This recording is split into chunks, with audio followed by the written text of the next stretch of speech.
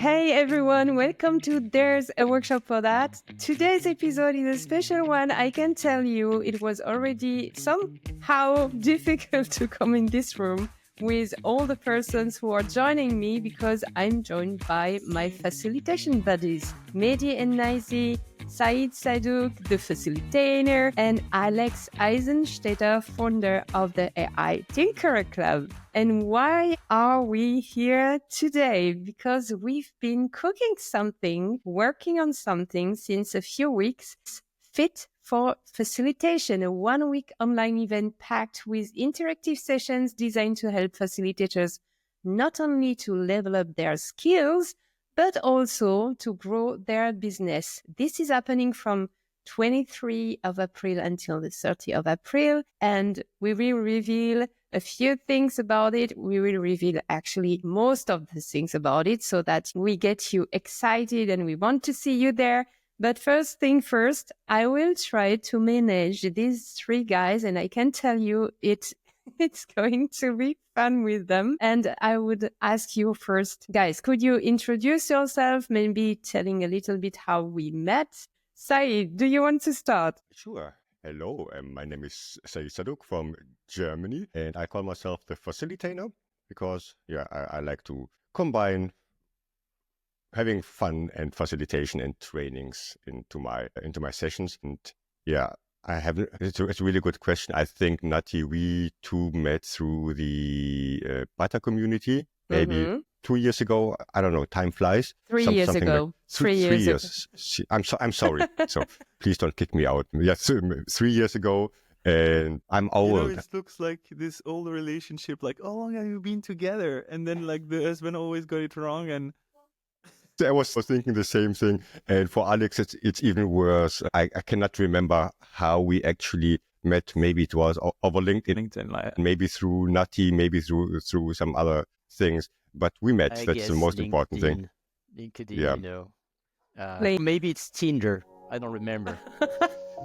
LinkedIn, the Tinder of facilitators. Yeah, that's how we met. And last in the row, of course, Mehdi, who promised me to put me on his podcast, and I'm still waiting. So that's how we met for 1 year now. But it will be a great episode once we record. Yeah, no, because it's going to be recorded, but then you have to wait for Mehdi to edit the recording. So it might be 2 years, in fact. I'm going to comment on this because I want to make the introduction sharp. Over to Mehdi. I think it's better for inclusivity to have, a white guy now. Maybe Alex, you can go first. And did I just make it awkward? I can go. Yes. I can go next. Trying to follow the plan. I can go next. Maybe not the white guy, but the old guy. I've been doing facilitation for something like 25 years, and as a pro since 2012. So that makes 13 years. I'm the creator of Storms, which means that the first thing and the main thing that I've been doing for such a long time is exploring how to combine technology with facilitation, but trying to do it the right way. So when I created Storms, almost no one was thinking about doing remote workshops, for example. And this is what I explored in 2012. And then in 2015 and 16, I started exploring about AI and facilitation. And no one was doing that at that time. So maybe I can call myself a pioneer when it comes to that. Mm-hmm. Anyway, so now I'm spending a lot of time exploring AI and facilitation. And we met already 2 times in our little cafe in Paris. Yes. In the past 2 years. I don't know how we get in touch, you and me. I think it was LinkedIn again. Yeah, same. So finally, LinkedIn is worth something. It's the proof. The 4 of us being here together is a proof that it can be valuable because you can really meet and some, thought partners. Yeah. Exactly. You know that there is people who are finding love on LinkedIn. Like, I think the statistics are crazy. I think really? So that's what are you trying to tell?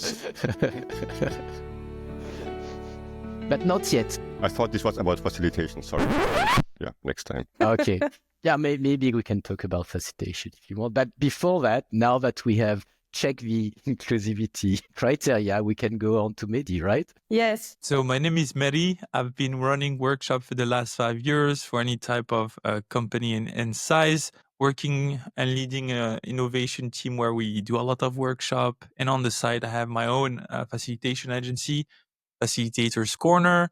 I've met all of you guys, I think, through my podcast. Some of you were lucky enough to actually record. Some were even more luckier because their podcast episode have been released. It's coming soon, Alex and Saïd. It's just like I'm trying to find the right space and the moment for, with all the great stuff that are coming in the next weeks, right? Like it's for facilitation, if you heard about it. Yeah, I've heard about it. So now that we've introduced ourselves, it was okay. We got to listen to each of us, what is not always the case, I can tell you. Saïd, I would love you to tell a little bit our listeners, how did we come to join forces for this week of Fit for Facilitation? How did it come? I think it was your ideas, right? So it was a long time ago. I think last year somewhere, Alex and I had like a 30-minute meeting. I don't know what it was about. And after 90 minutes of this conversation, we just started brainstorming. And for some reason, we thought about, we should do something together. Mm-hmm. Why not, as you said, forces and maybe creating. But we weren't sure at the time what it could be and when and how, but just an idea. And I think we parked it for a long time. And a few weeks ago when we had one of our conversations, we said, we should actually do it. So we didn't forget about it. And Nathy, you were, I think, the first name in both our minds, Alex, right? Now Mehdi is going to be jealous. I know the story, right? Sorry to break the news, Mehdi. You were Actually, we thought about 10 other people before you. And they all left. They all said no. Okay, come on, let's bring in Mehdi.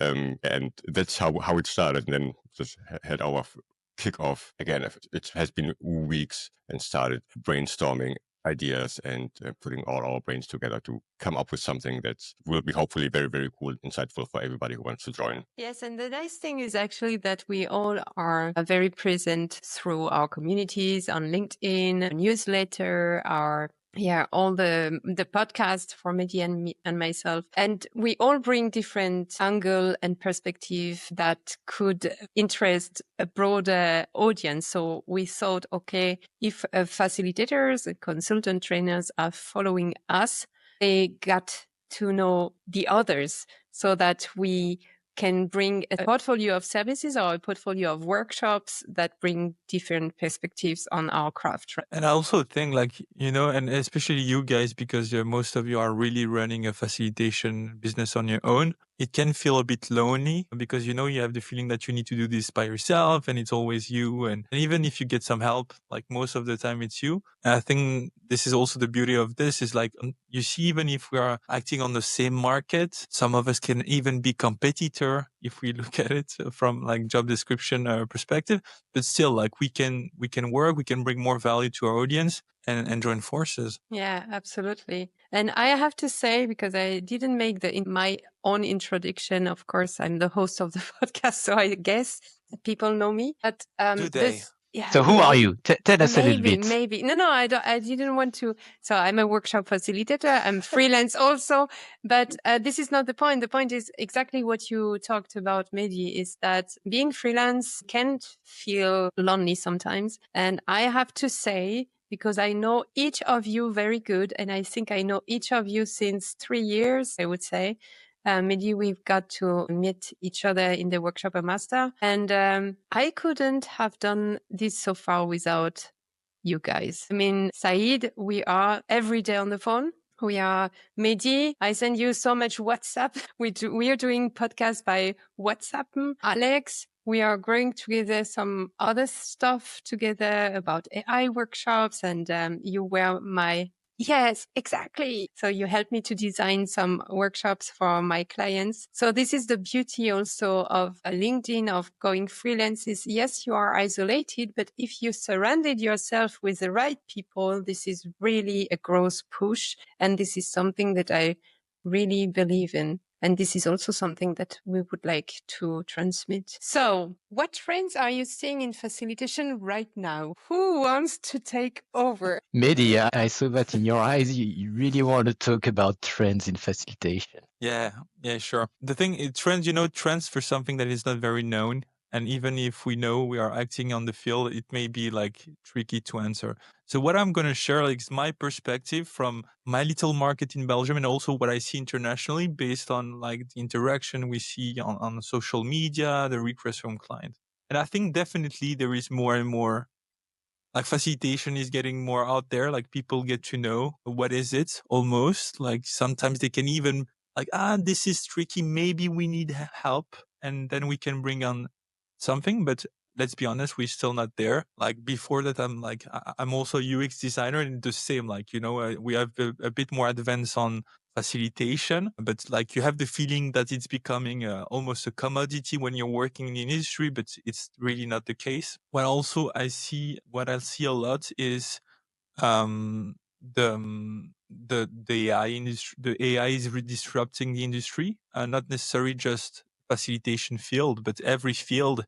And then this is an opportunity for us facilitator first, because the challenges that our clients are dealing with are more and more tricky. Like, you cannot today just put yourself in a room and try to crack a problem by yourself. It's going to be too difficult. There is too much, I would say, dependency. So you need to bring like this multidisciplinary team. I need to work with, especially when we just talk about AI, I need to have like legal in the loop. I need to have like IT. I need to have the business. And the more people you bring around this room, the trickier it's going to be. And that's why, like, you need a facilitator. Then also, and I'm not doing too much about this because I think we have an expert in the room, but this is also disrupting the way we facilitate workshop. I know some people like even design session by using AI, or they use it a lot to consolidate for the delivery, those type of things. So there are like more and more technology, not only AI, but like softwares that can make your life easier as a facilitator.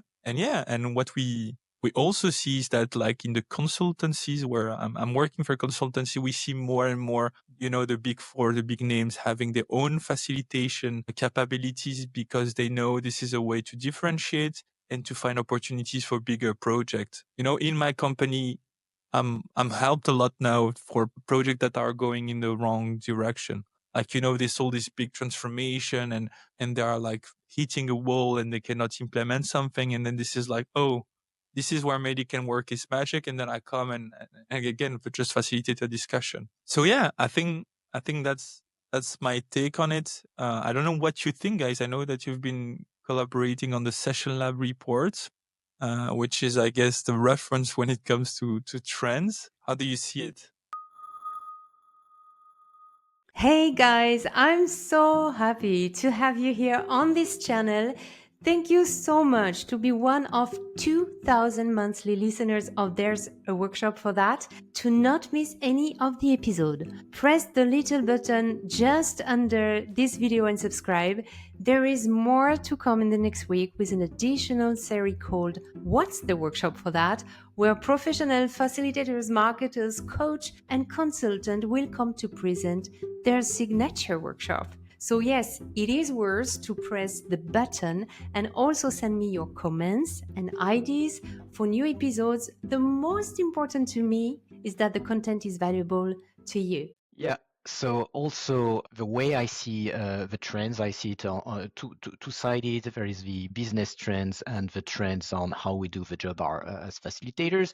And as it comes to the business trend, there is one that I've seen that seems to be very significant for me, is that now we have in-house facilitators at our client organizations. And it might seem like it's a bad thing for the business because they're going to do the workshops. But in fact, if you have a good angle, meaning that if you have your niche, your expertise, and your marketing angle, for example, for me, it's large group workshops, hundreds of people in the room, then it's a good thing because you have some people inside at the client that know what is a workshop, that know what is facilitation. You don't have to explain that again, and they are convinced about the power of workshopping. Mm-hmm. And when they come, for example, for me, when suddenly maybe in 2 months they have a workshop with 200 people, well, they're going to think about me because they know it's something that is difficult and that they will want to my help on organizing that specific type of workshop.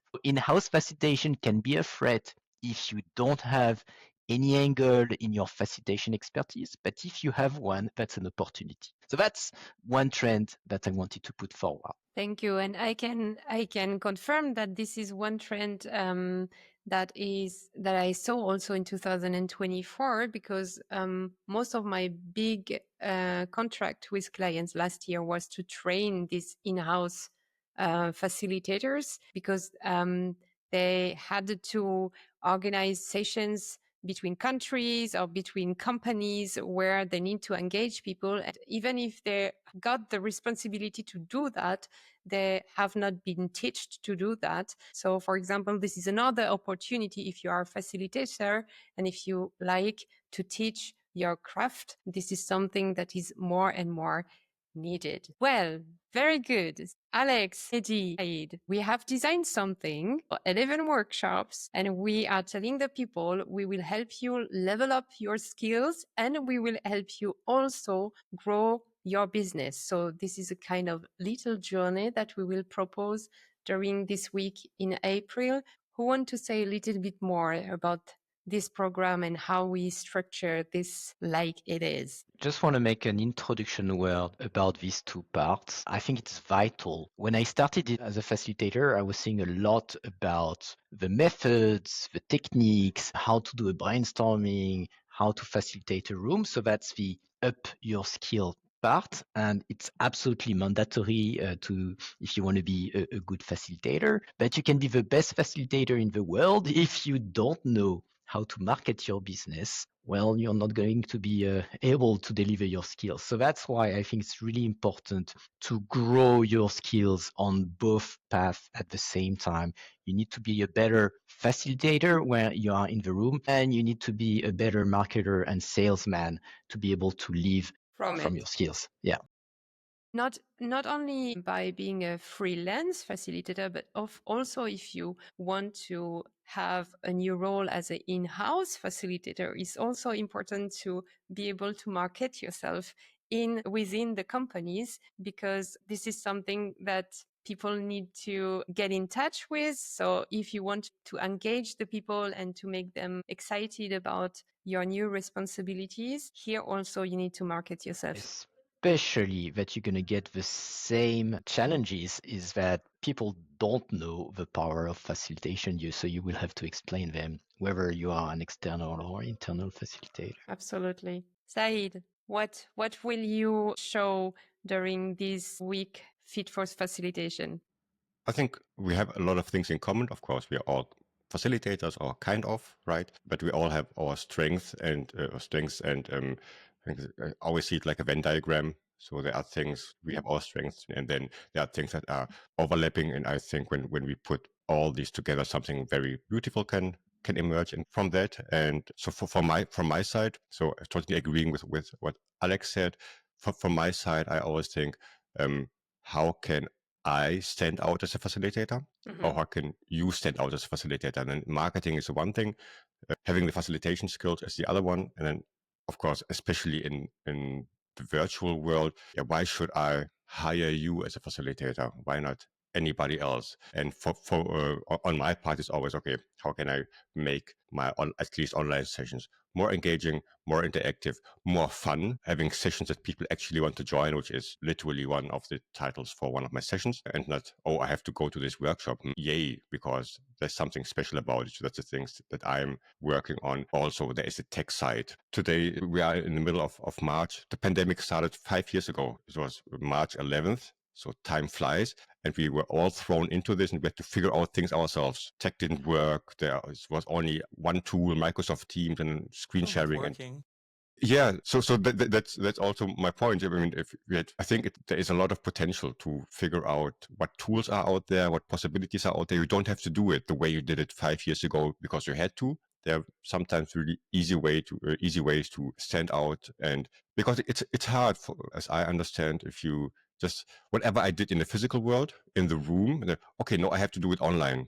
It doesn't work that way. You cannot just take whatever you did and then do it on the mirror board with sticky notes. It's just a different.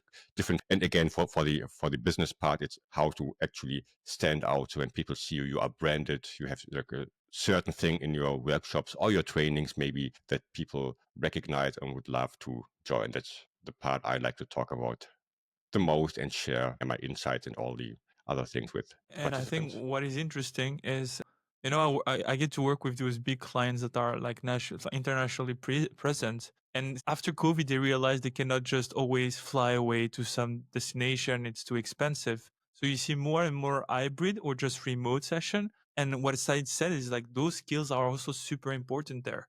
Yeah. So you will stand out. And also from a business perspective, like, no, the market is not just where you are, it's the world. Mm-hmm. So which can also be easier to get opportunities, especially if you go for a branding strategy to acquire clients like some of us are doing here. Yeah, this is something we didn't say in the trends, but really remote is there to stay, in person is there to stay, and hybrid is also there to stay. We absolutely need to, well, I don't know, but you're going to get requests for all these three different setups. So it's up to you to decide if you want to do only in person or only remote, but at least personally, for example, I get requests all the time for remote, in-person, and hybrid. And the big difference is now they're just going to tell you, yeah, oh, and by the way, they're going to be 100 people that going to be remote. Because for them, okay, it's done, it's easy, right? But we know that, for example, hybrid is always the most difficult setup. Yes, I don't like it. But we have the tools, we have the know-how, we have the experience to make this experience as good as possible. Mm-hmm. So yeah, that's part of the pure skills. But just to react on what Alex said, and what I also noticed, and I should have said it in the trends, right? There is also this, like, people enjoy a bit more now going back in a physical space altogether. So even though, like, I talked about like the internalization and like reducing the costs, like they know when they're gonna have an offsite or when they're gonna have an important workshop, they enjoy a bit more to be together because people also got a bit sick of that, and human connection still need like real spaces to like go to the other level. So I also see that more and more, like, we want you to be on site for this workshop. Yeah, I saw kind of a balance. During COVID, we were 100 remote. After COVID, everybody's saying, okay, no more remote at all. We want to be in the room. And now I kind of see the kind of mixed, balanced way. As I said, I got requests of all kind of setups. A lot of in person. I think I'm doing the majority of my work right now is in person, but I got remote and I got hybrid a lot. I think why is that? So why did people want to go back into the offices? Why do we say, oh, we have like meeting fatigue? I mean, sure, we sit back-to-back meetings the whole day and don't even know which meeting you're in because they all look the same. So my point is just, yeah, but if you do it in a certain way, maybe you can at least reduce this fatigue or reduce the effect of people don't want to join online meetings anymore. I think it's not people don't want to join online meetings, then let's go back to the office or let's meet every time. Yeah, how can we make the online meetings better, more effective, more interactive, or get us what is missing, right? What is missing from the in-person meetings, workshops, trainings, and how can we add this with remotely with technology or with other things? So it's not just giving up and then going. And again, back to what we did 5 years ago. Our clients 5 years ago, knowing how to use Zoom and Zoom breakout rooms was the skill differentiator. And you could tell them, okay, we can do breakouts. And the clients were, wow, we can do breakouts. Alexandre is such an expert. So now you cannot do that. Okay, all right. They're going to do that by themselves. Yeah. So again, you need to up your technical skills so that the Zoom meeting that you're going to offer is going to be significantly different. And this is what Saïd is doing in his sessions. Yeah.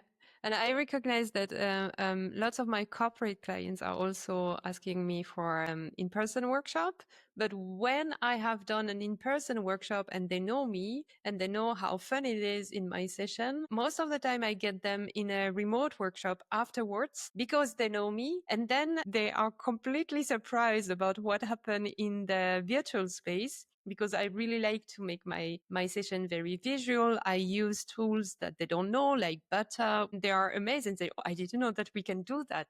And then they ask us to support them and to guide them to organize their own remote sessions because they want to do it differently. So this is another point that brings you to another opportunity. Hey, we can help you. And exactly. if you want to set up the technical part, hey, I have someone in my ecosystem called Saïd Sadouk. So this is how it starts to make sense to have this ecosystem of different kind of skills. That's a great example. Just one short note is you don't know what you don't know. So you have to see it first. That's exactly like you said, okay, when people see what is possible, then they start thinking about how they can make things different. And it's not only about technology, it's about everything. Well, for you, Alex, for example, oh, I didn't know AI can do something for my workshops. Just a small thing. I didn't even know AI and workshops match together. And then you can dive deeper into it. But if you don't know that this is a thing, or that there are tools out there, or that there are strategies out there that you can use, how should you know and how should you think about it? Then you will think, yeah, everything is the same, and that's the way it is done. Yeah, I wanted to say that's another time where you can see, if you have enough, if you step back enough, you can see a new business opportunity that is both business for you, so win, and also a way to solve one of the biggest problem of workshops. The biggest problem of workshops is when you have done your workshop and people get back to normal life, then nothing happens. Yeah.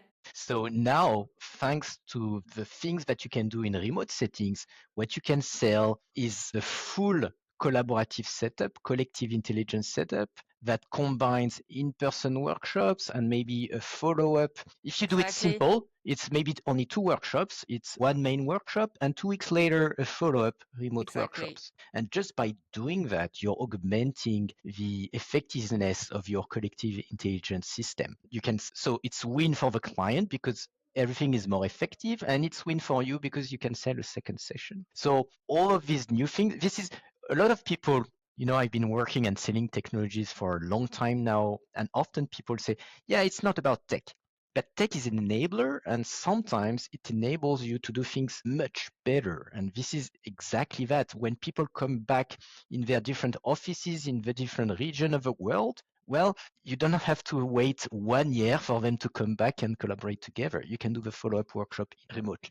I will even go broader than this. Like, of course, the follow-up, but also like all the pre-work. If you're working on a complex session, like you don't need anymore to go to the client to do the first meeting and then to collect the feedback and then do the interviews. And then you need to plan all the interviews in a day. Otherwise, you're going to lose too much time, in the preparation. So all of that can take place remotely. And again, like we're going to talk in this week full of session about like standing out with experiences, and this is your opportunity to do so. Like from the first meeting that you're gonna have, like it's not a simple Zoom or Teams. Let's be honest, like it's a lot of like Teams is even more boring.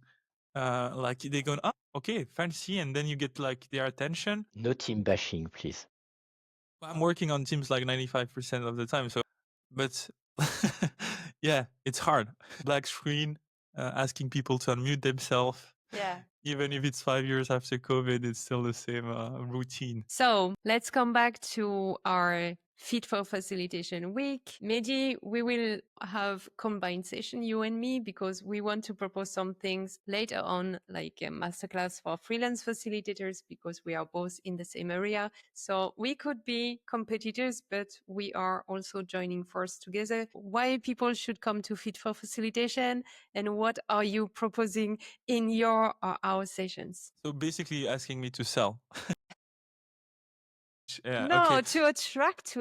It's not about selling. Sure. No, but it's free. It's free. It's free. Oh yeah, we didn't say the most important thing. Free. Hey guys, it's free. Do you want to sell here? Free food, no, because free drinks. It would be sad if to convince people to come, we just need to say it's free. I think the value from the session will speak from itself. No, but I think something important, like, and you've seen it, like if you look at all the session, like almost 50% about them are around sales, about making a sustainable business. Alex said it. If you want to grow, you need to practice, you need to have more workshop. To have more workshop, you need to sell, each internally or externally. And the idea of of all the session is also to give you the tools to be more comfortable about selling your workshop, no matter your posture. So together with Nathy, we're going to have a session about sales. And also why it's important, I think the question I get most from the people I coach on facilitation or I train, when it's not in corporate, is like, how can I sell my workshop? How do I sell the workshop after? Where do I need to niche? I don't want a niche. I just want to. So all of those questions we will answer. And sometimes, when you go on the field and you search for sales and stuff like this. So you're going to find like funnel, like paid ads and stuff like this that can be overwhelming. So I think in our session, we took like really we made it very practical. We're going to show you things that you can do even if you're running a one-man business. Yeah. And I think all the sessions are in this spirit. It's like no fluff. It's like showing you how we work, how we do things, how we sell a workshop. And personally, the 2 sessions I'm going to give, the first one is how can you level up your facilitation skills based on where you are today? So what is like, how do you go to the next level? And I'm going to deep dive into my own journey, how I moved from a total beginner to where I am today, which is like, I've been running the industry, the facilitation field for the last 24 years. 12 years as a pro. Like it should be Alex who should give the session. But and again, at my age, like how I did it. 14 years. This It's number not is changing. that old. But basically, how can you do it and sharing like some tips to go faster? Because honestly, I've taken shortcuts. And the last one, which was introduced by Alex, is like, okay, you've done a workshop, client is amazed, but what's next? Yeah. Like, they're going to go back to their life. They're not going to, it's going to be overwhelming because they won't have time anymore to do the things they said they will. They have their own responsibilities. So the spirit, the motivation are going maybe to die because motivation is never there when you need it, right? So how can you make sure that they do the stuff? And this is how, and again, and I see this session almost like a sales session, because this will get you more clients. Exactly. And more importantly, your clients are coming back to you. The workshop is not just a sweet candy for a day. Let's have fun and do things together. The goal is to solve something that is very critical. So you will only succeed as a facilitator if they do the things they said they will do in a workshop. So it was also important in the journey, like to finish. It's one of the last session, so that you can also make sure that you help your client until the end. And if you do that, they will come back to you. Yeah, your session is super important. I always describe the analogy of the soufflé effect. You know, the soufflé that you have in the oven, this French dessert, or not a dessert, by the way. At the end of the workshop, everybody, yeah, that was great. We had some great ideas. So that's the soufflé out of the oven, magnifique, beautiful. And then after 10 minutes out of the oven, the soufflé just quickly collapses or deflates, you know? And it's exactly that with the workshop. And that's the biggest danger for the facilitation business. That is why you often hear some of the clients, yeah, we did some workshops before, but in the end, it doesn't serve any purpose because nothing happens. That's the biggest danger, because once they do a workshop like that, they're going to remember that nothing happens and they're not going to call you back. So this is why your session, I shouldn't promote your session like that. I should promote my own session.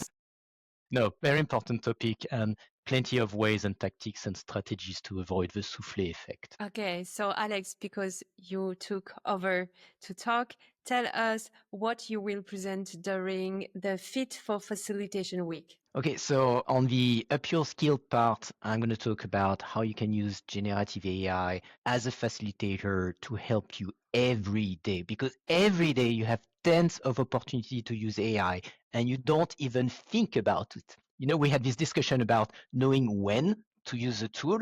Well, most of the time you don't know that you can use AI to do that. So I'm going to show you some examples. It will be very practical based on what we did at the AI Thinkers Club with all the others, what you can do in the selling phase, in the design phase, in the facilitation phase with your participants. Getting back to the state of facilitation survey, most of you who are using AI are using it during the design phase, but not during facilitation. And that makes sense, because this is where the danger lies. I mean, if you're using AI and AI is hallucinating and you're doing that in front of your clients, that's dangerous.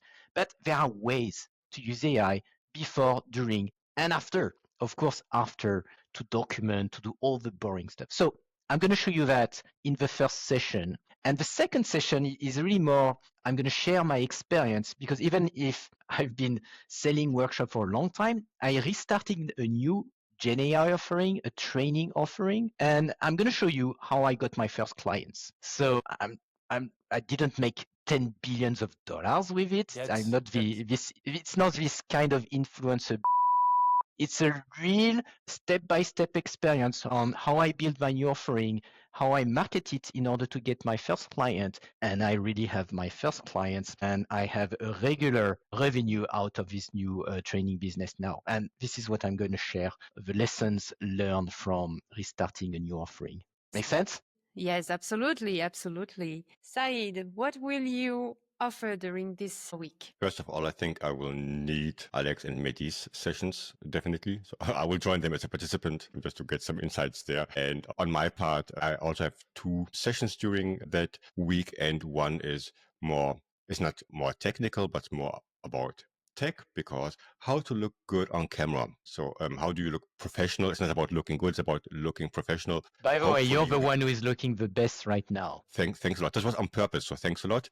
He sent me a message like, please, maybe don't put any lightning. I need to stand out. I was okay, man. Lower your quality of your camera. I sent this memo to everyone.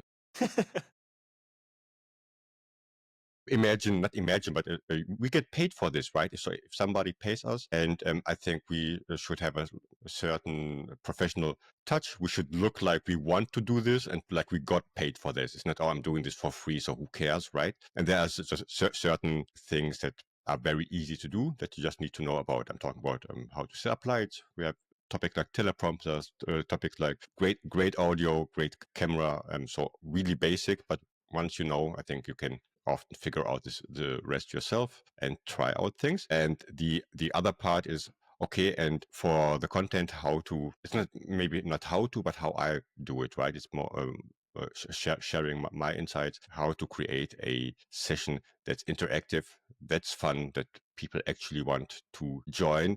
And by fun, I don't mean, okay, it's only fun, but we can also have serious topics. But there still needs, in my opinion, to be a part that triggers people, that makes people want to focus on your session and want to participate in it.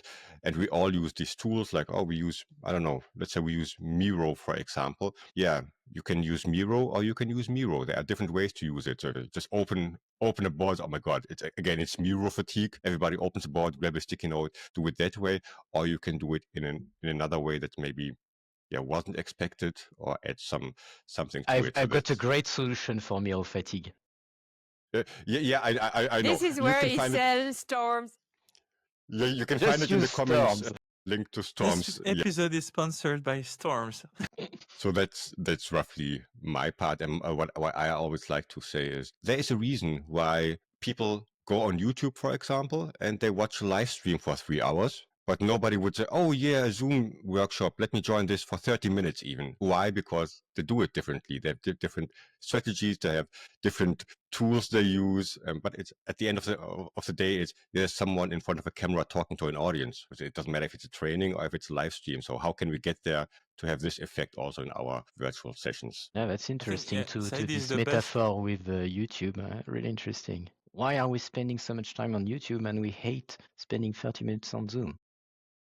Because it always depends, but to be honest, so like the tools we use, I know you, Alex, too, you hear me talking a lot about using OBS Studio, using a Stream Deck, using teleprompters, using I don't know what. These are tools that are created originally for streamers, but they all can be used in similar ways in your Microsoft Teams meetings, in your Zoom meetings, in whichever platform you use. So you can bring that basically for free into your session, and that can make the difference. Look, Saïd is really the best because all of us, he convinced us to buy a Stream Deck, to use OBS. He trained Nathy and Alex and soon myself. Yes, So, me too. Yeah, Me too. we are convinced about this.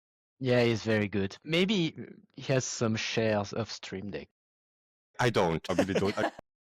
I'm doing it. That's why I said I need You to should have join a your discount sessions. code. I'm doing it for free, so that I'm not that's doing it. a You problem. should be sponsored by Stream Deck and OBS, really. Honestly, OBS is free, It's just but passion. Yeah, but still, somebody needs to pay me. I will figure it out. I was listening. I saw a short, Saïd, that you did for Roberto's podcast. Like you said, like people are sending you, "Hey, I just bought this Stream Deck," and each time you see the money that you could have, But you could do Well, some sponsor links at least. oh no, this is just passion. So I really like to talk about the things that I'm passionate about. So That's at least from my side. And yeah, why not just sharing with people? And the other thing is actually not even a joke. The people send me pictures of their gear and of things I bought because of you or in general. Oh, I have a Stream Deck. Okay, nice. Thanks. You should you should ask all the people you have trained to put Facilitator stickers on it, and then you make a picture of all these Stream Decks, and then you send it to Stream Deck and say, maybe I should got some sponsoring there. But you lost your opportunity because you did that LinkedIn post last week. I remember you asked people to post. Keep these tips for the Fit for Facilitation week, and tell us what will be your sessions be about, what you want to share with us end of April. Yes, so I will have a session about how to get remembered by your clients, because I think a lot of people are looking for selling one workshop, but don't think about building long-term relationship with clients. And this is really something that I'm working on, and how I do this, how I work with my clients from the first call until the debrief. And here again, Mehdi, this is a very hot topic, the debrief, because I think this is where you put your expertise to give some advice on the client, what should be the next steps. And this is one thing that I teach in my mentoring session for freelance facilitators who want to grow their business. I try to tell them, you are selling an expertise, and an expertise is not only about facilitation, but it's also on to guide your clients through the different steps they need to go through to solve a problem or to implement new solutions. So yes, in this session, I will take you in my little journey, how I do this with the emails, with the interviews with participants, how with survey, if you don't get your participants, how I make myself recognizable. Can you tell us this? Recognizable. Recognizable in my workshops with music or little things that I bring, and how do I debrief afterwards, even if it will not be the whole workshop like the workshop that is doing Mehdi, but I will take you in this journey. And the second workshop, yes, Mehdi talked already about this. We will talk about selling your workshops, making yourself visible. What are our strategies? Solopreneur or facilipreneur, as I call it, to make ourselves visible on different channels, so organic and also online, and how you can do workshops that attracts clients. So this will be our session. Maybe just to add, like, I think what is really cool in the session of Nathy about, like, we said it's about standing out from the competition. And I'm sure, like, if you're a facilitator, you've seen Nathy's posts, you've seen and everything she does is consistent using her branding. Like, we've all seen this pink with La Workshopeuse somewhere on our feed. And I think it's a really good way to differentiate yourself. Also, what is interesting is that in the session, like, she will have a session about, like, going freelance facilitator. So, like, understanding our journey, how she did, like, because I remember, like, we were having those discussions in Workshopper Master, and, like, she took the decision in, like, it felt for me like in 5 minutes. Now I'm just going to quit my job and launch my business. And I was like, whoa, okay. So she's doing it. And I think it's really important to learn from someone who has done it. Yeah, it's ups and downs. Now it's ups and downs. It's not only pink, I need to say. But because I know this, I like to, on a very authentic way, say how I do this and how I try to do this. So thank you very much, guys. It was a pleasure. Thanks, Nathy, for having us. What was the name, Saïd? What was the name? We are the FaciliVengers. The FaciliVengers. Yeah. FaciliVengers Assemble. FaciliVengers Assemble. So join the FaciliVengers Assemble. That would be nice. And yes, we all join forces. You will get some great insights from people who have done this on the side or as a full job. We will give you and share with you with generous sharing all what we learn on our way from skills, but also from growing our business. This is what I would say. Go on fitforfacilitation.com, sign up for all the sessions you like, and you can there are 11 of them. The worst thing that can happen to you is you get to know a lot of like-minded facilitators. I'm not talking about us, I'm talking about in the audience. There will be a lot of facilitators. Hopefully it's a great chance for networking, exchanging, and getting inspired. Especially for the opening session. There will be an opening session and a closing session. It's going to be fun, it's going to be interactive. So it's going to be a very different experience. So sign up for the sessions on the topics, but also sign up for the opening and closing because it's going to be experiential and networking. Like Nathy said, like it's important to build your own network, and this could start there. Thank you, guys, and see you, I think, next week. You and we will meet in the next weeks every week, and I can tell you sometimes it's challenging. Because we need to prepare the sessions now? Yes, we need. No, I'm going to ask the AI to do it for me. Do this. Okay. Thank you, guys. Bye-bye. Thanks. Ciao, everybody. Bye-bye. I hope you enjoyed this episode. Don't hesitate to contact our guest. You'll find all the information in the show notes. And hey, if you like the content of There's a Workshop for That, please give it a 5 stars on your podcast app. And you can also subscribe to our YouTube channel, La Workshopeuse. Also, I'd love to read your comments, suggestions of guests, or any question you have. For this, use the form called Hey Nathy in the show notes. And until our next episode, I wish you good health, success, and lots of happiness. Au revoir!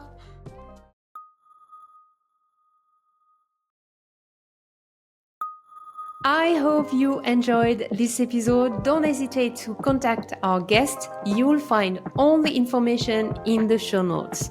And hey, if you like the content of There's a Workshop for That, please give it a 5 stars on your podcast app.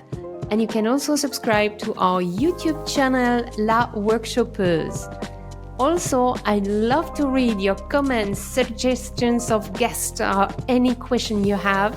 For this, use the form called Hey Nathy in the show notes. And until our next episode, I wish you good health, success, and lots of happiness. Au revoir!